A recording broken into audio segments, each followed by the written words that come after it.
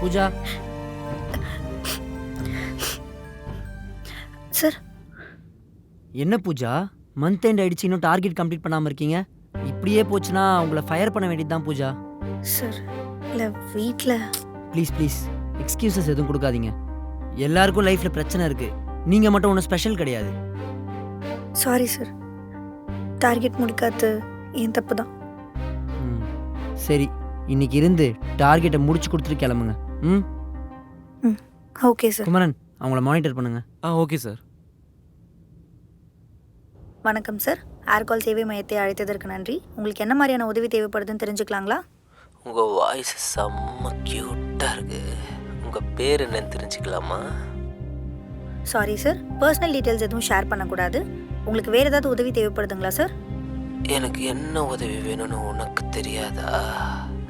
எனக்கு என்ன வேணும்னு எங்க நீயே சொல்லு. சாரி சார், நீங்கள் சொல்லாமல் எங்களுக்கு தெரியாது சார்.